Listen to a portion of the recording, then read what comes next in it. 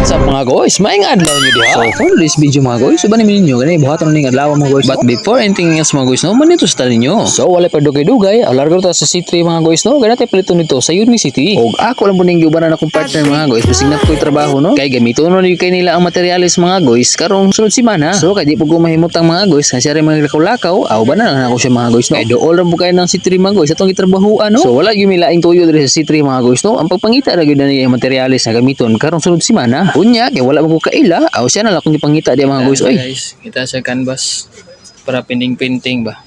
so mao ni siya mga guys, ang artist canvas. Perte naman din sa yuna day mga guys. Frame naman day ni nga gipoto sa tila mga guys, no. So karon pigud ko nga mao rin niya ngalan mga guys.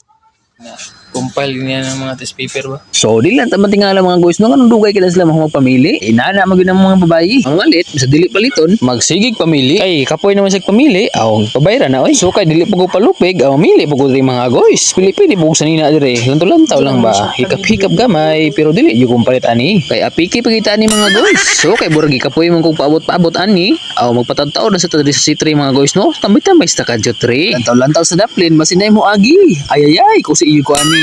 Pastilan. Shout out Ben Kabatingan Nobal. Diara imong request. Grocery na pod mi.